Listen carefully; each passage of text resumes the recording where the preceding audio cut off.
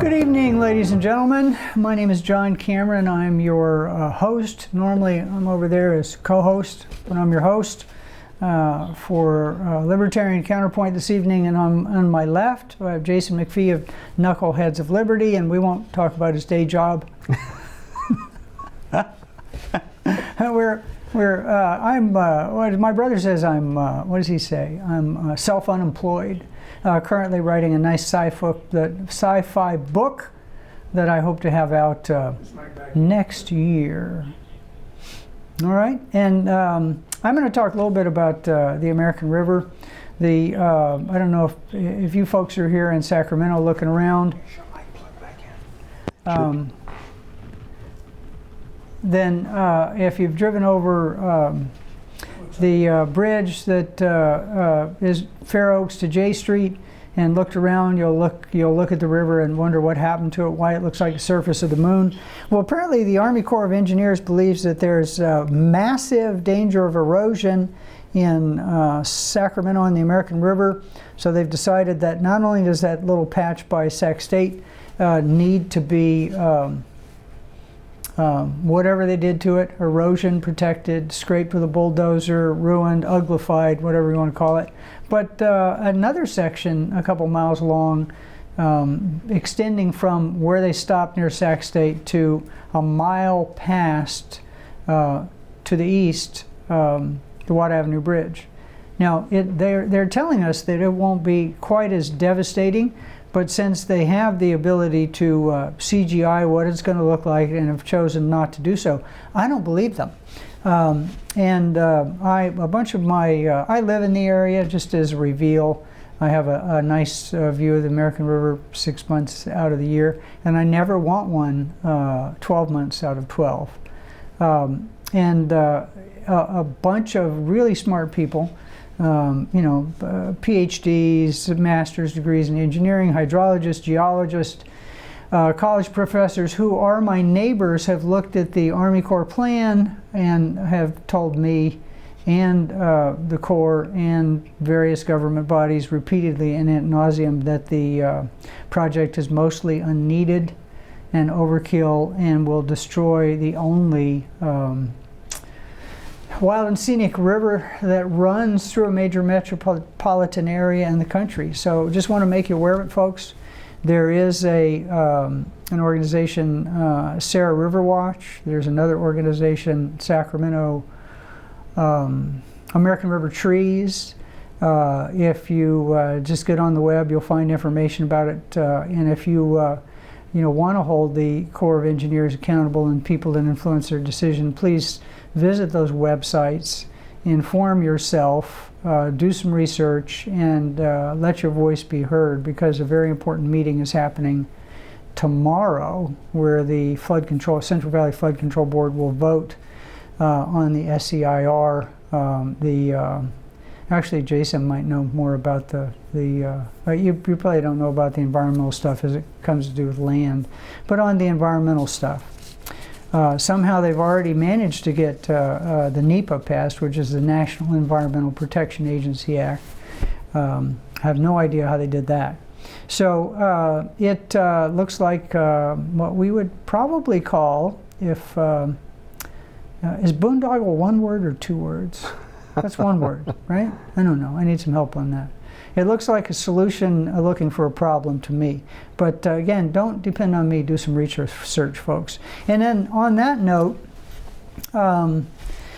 let's move on. I did have a quick question for you, though, John. It seems like, at least this is the problem with most environmental things when it comes to these issues, is that that the libertarian position would usually be to privatize if you can. But of course this is a river and has I guess a levee attached to it and all that kind of stuff.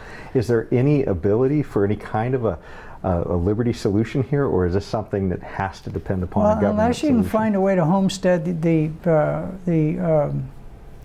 American River Parkway? That's the problem with, that's a very good point, thank you. This is the tragedy of the commons, because we all own it, nobody owns it. If it was a private piece of property that the Corps was doing this stuff to, I could find 3 or 4 law firms that would represent the property rights of the people being violated by the Corps. But since it's the Corps, and it's this wonderful mix of state, county, federal, local government in action, which means that there's so many regulations going on. But because there's half of the money involved in flood control, these flood control, massive flood control projects where a lot of money changes hands is federal, the feds have a lot of influence on it. But the agency that can sign off on the environmental part is the Sacramento, or it's the Central Valley Flood Control Board. And some nice folks on that board. Their chairperson is a wonderful lady, and they mean well. Just their hands might be a little tied on this one. So I am not in favor of most environmental regulation, and I'm not really objecting to it from an environmental standpoint. So people might call me a NIMBY, and that's not in my backyard. It literally is my backyard. But what I am upset with is waste. And these massive projects, they take on a life of themselves. And people who work for the government are required by law to be good stewards of our tax dollars. And for some reason, they seem to forget that. They're much less expensive, much less invasive ways to accomplish the same action. And from a non-environmental standpoint, I know I'm going on and on this one. I need to move on, don't I? It's just that the proposed solution is grossly over-engineered. And as a taxpayer, I want somebody to spend my dollars wisely. This is usually the problem with a lot of government solutions too. A lot of times they're top down, and you're saying there's all these voices screaming from the bottom, don't do that, but they're not listening, is what it sounds like. They're mostly screaming on an environmental basis, because it really is pretty. And some of those oak trees, one near my house, is as old as Benjamin Franklin, and they're not going to cut it down. They're going to trim it. And whenever you trim a big tree like that, it means that you're going to run construction machinery right near it, which will compact the soil, and it'll be dead in another 10 years anyway. So, and I believe that 90% of what they're doing is without need. And now they're telling me I need to move on by this thing coming up here. You want to talk about devastating one thing, we're going to devastate another. Devastate another. So how can the California Senate passes a bill that allows LA to buy 5 fire-ravaged lots to build low-income housing, talk about another boondoggle, folks, when they wouldn't allow the people whose lots burned to sell those lots to developers? Tell me that this makes sense, Jason. Have you looked at this? Well, the crazy thing is they're trying to do some kind of a low-income housing thing, and it feels like every time California talks about low-income housing, the prices go up on housing. I mean, I almost never see them go down. So it just feels like whatever they're doing isn't really working, and they're going to take $100 million from state funds along with soaking Los Angeles taxpayers as well to buy up this land and use it for things that maybe the people would have preferred to keep relatively similar. Yeah, I agree, and the fact that let the market decide what they're going to do, right, folks? Let the market decide what should be built there, and not the state of California, because low-income housing in the state of California is some of the most expensive housing that you can possibly build, because the rules they put around low-income housing and the way you have to fund it and all of the various hoops you got to jump through. I'm willing to bet that let's say they do this, that first low-income house won't be built for 5 years. And that'll be, let's say 4 years. I'll take that bet, 50-50, right? Even up bet. And that when that low-income housing does get built, it'll be at $1.2 million a unit for an apartment for multi occupancy housing. That's my bet. So. I think Richard Fields needs to talk to us about, so speaking of socialism, let's have Richard Fields talk to us about socialism. And we transition to Mr. Fields here. The dictionary definition of socialism is an economic and political system where the means of production, distribution, and exchange are owned or regulated collectively by the government, aiming for equitable wealth distribution and social welfare. The dictionary definition of fascism is a far-right authoritarian political system characterized by ultranationalism, suppression of dissent, centralized control of society and economy, and curtailment of individual freedoms, often led by a dictatorial leader. Did you notice that both systems entail control of the economy by the government? If the government is making all the economic decisions, by definition, individuals are largely not making economic decisions that affect their lives. Many, if not most individuals, might have a bad attitude about government bureaucrats telling them what they can buy or sell and at what price. They might also be annoyed by being told who they can or cannot hang out with.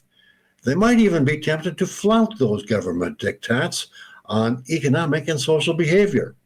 Enter authoritarianism, suppression of dissent, and curtailment of individual freedoms. The fascists are upfront about it. The socialists might not talk about it, but they will be just as authoritarian as the fascists. See the Soviet Union or Maoist China. The Obama and Biden administrations were socialist in everything but name. They moved in the direction of ever-increasing government control of healthcare, education, energy production and usage, increased environmental regulatory burdens exponentially. During the Biden administration, censorship of social media increased dramatically. It was not censorship by legislative means or even regulation. Instead, it was censorship through extortion, squelch political opinion sharing we disapprove of, or you could face profit extermination levels of federal regulation. So we ended up with soft socialism enforced with fascist-style authoritarian suppression of dissent. Fast forward to the Trump administration, which delights in calling Zoran Mamdani, the social democrat on the cusp of being mayor of New York, a communist. Trump's stupid and cruel deportation of immigrants and tariff by whim have already established his fascist bona fides. Meanwhile, he's adopting textbook socialist economic policy. The Pentagon has just purchased a 25% ownership in MP Materials. MP is the only significant producer of rare earth metals, headquartered and owning mineral resources in the United States. Why would the Pentagon be interested in rare earths mining and refining? Because without rare earths, many of the Pentagon's whiz-bang weapon systems would be impossible to manufacture, not to mention your cell phone. Where were we getting those rare earths previously? Well, that would be China. They are cutting off exports of rare earths to the U.S. Why would that be? Oh, yes, it would be in retaliation to Trump's whimsical tariffs on Chinese exports to the U.S. We're seeing the horseshoe theory of government play out in real time right in front of us. That's where the far left, socialism, communism, is one end of the horseshoe, and the other end is right-wing fascism. In practice, there is no discernible difference between the two systems. In each, the government owns or controls most economic assets and transactions. In both, dissent is squashed by censorship and an authoritarian government. And in both, economies decline, resulting in the impoverishment or outright elimination of the middle class, accompanied by the enrichment of the elites controlling the government and expansion and eventual destitution of the lower class. Welcome to our brave new world. I'm Richard Fields, and that's this week's report from the fields. See you again next week. Well, thank you, Richard, even though you can't hear me. Well, actually, you might be watching this. I don't know. If you are, wave. No, not listening to it. What do you think about what Richard had to say? Well, I think that the key point he was trying to get across is that, a lot of times we think of the Democrat Party as the more socialist party, but we seem to see a lot of kind of slipping and sliding of the Republican Party into some of these kind of socialist type of things too. It's kind of a populism that is pushing for government answers, and that's one of the things that frustrates me a little bit as a libertarian. Yeah, I call it the uniparty, quite frankly. I see no difference in the approaches are very similar. I know the one thing I would take umbrage with on Mr. Field's case is that I know that Trump talks, in the Queen's way, meaning the part of New York that he's from, about squashing, dissident voices. However, I think that an official government policy of censorship that happened under the Biden administration and the Obama administration is not on the books. I know, Trump likes to go after his enemies, and some of those people he's going after, he's got reasons. They tried to put him in prison, tried to prevent him from being president, and made stuff up about him, so he's got good reason. But as long as we have a free press, and I'm not talking about NPR, that's a different show. No longer free, folks. Anyway, as long as we can talk about stuff, and the shows like this show are on, and we've all got a fighting chance. So, and on the opposite end, let's talk about Javier Milei. I almost feel like doing some kind of libertarian salute. Is there a libertarian salute? Is it like, I don't know, but we've got to think of one because he deserves it. Maybe it's the chainsaw.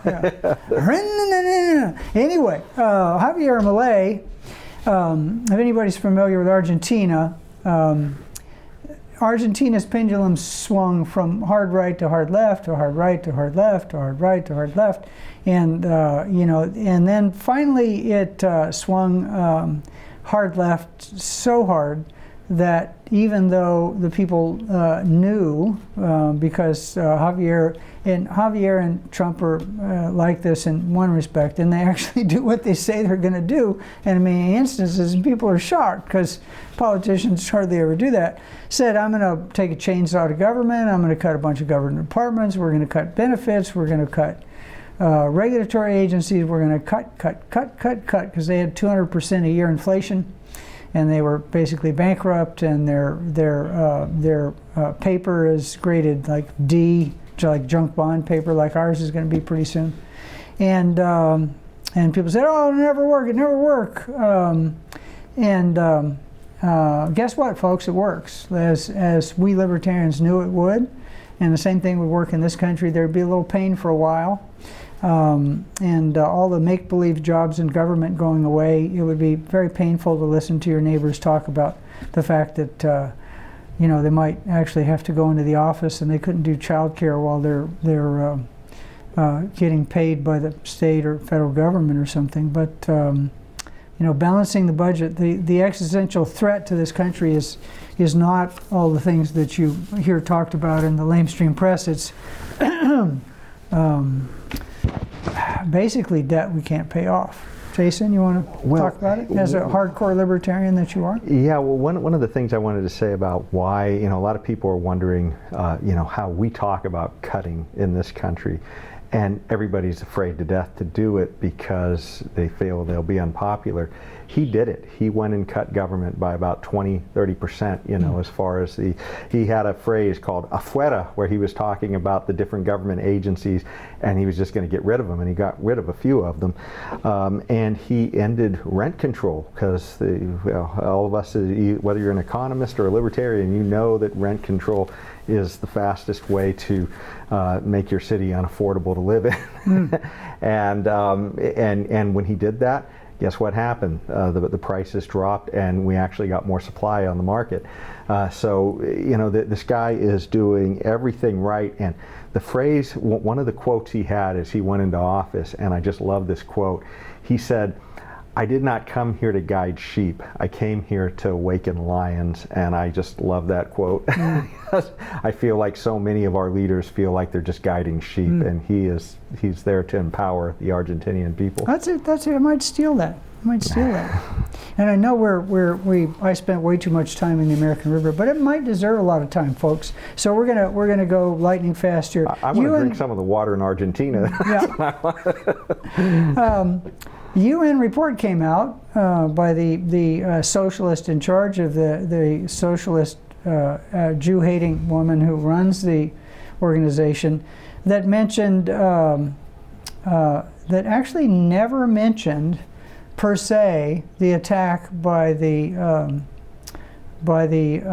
Hamas on Israel that killed 1,000 people plus, and all the horror stories from there, and the 280 some odd hostages and the babies killed and the rapes that were videotaped and everything. Didn't mention that at all, and blames Israel and guess what else?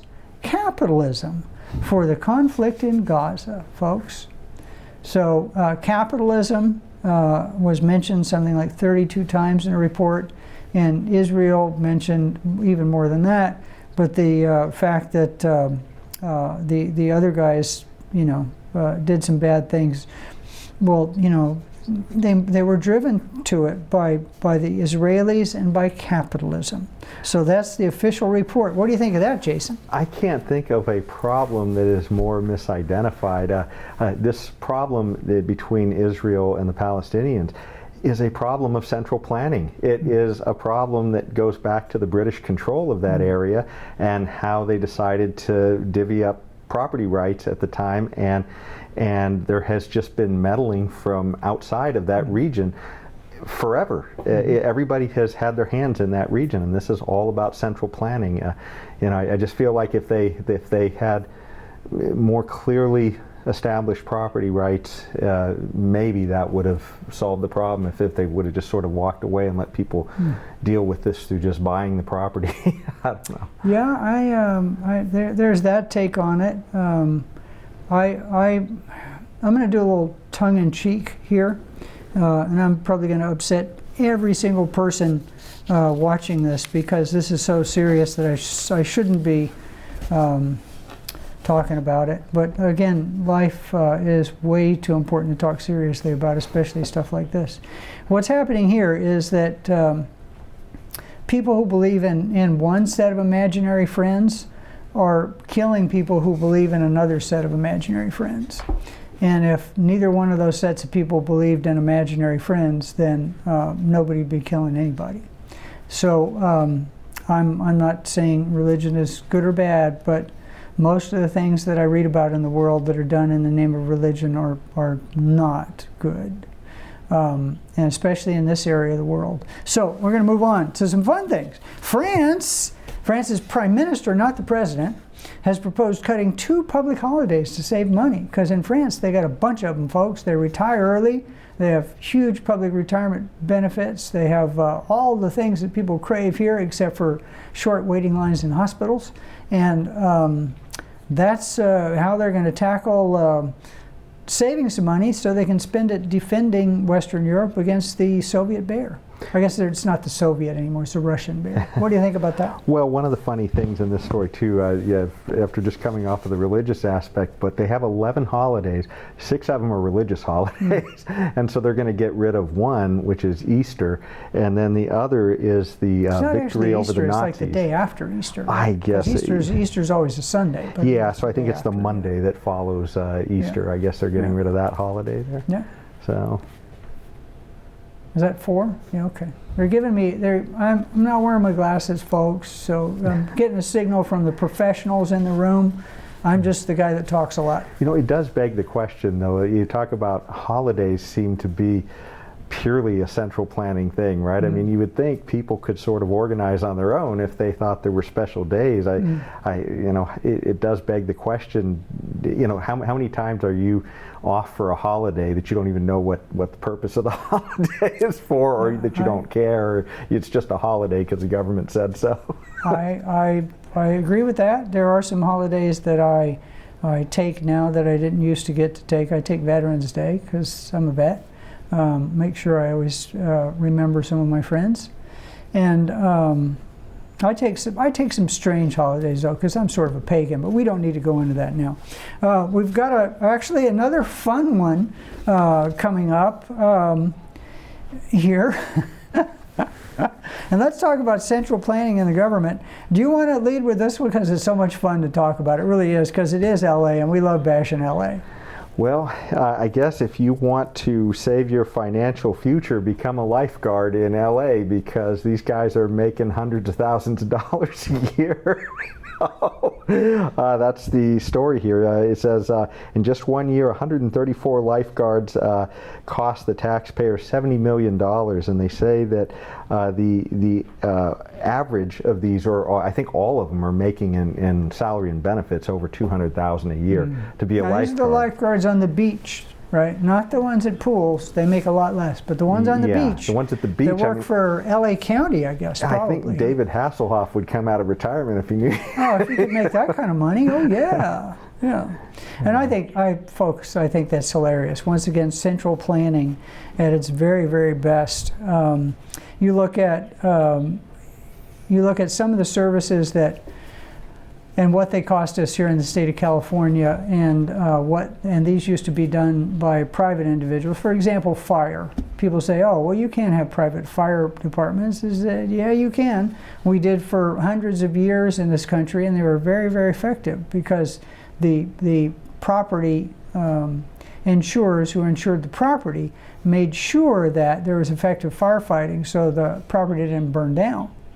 And the people that insured it for flood made sure that there was effective flood protection so that it wasn't ruined by flood. And now we have some very, very highly paid people with enormous pension and retirement benefits who are in charge of that, and stuff burns down all the time. Now, part of that is that the state of California especially won't do anything about letting people clear out forests and cut and brush. So that's part of it. And I don't know, is it worth talking in the last minute about, what do you think of the Epstein files? Is there anything there or not? I think there's so much smoke, there's got to be something there. Yeah. And what worries me is that in the end, there's some manipulation of government going on here. That's what I think is... Well, here's what I think, folks. I think we got about 30 seconds to go, and I want to thank Jason for being here and filling in admirably. I want to thank the crew, the camera crew. I want to thank the audience. I want to thank everybody who's going to watch, has watched, and as James Just would say, remember, love everybody.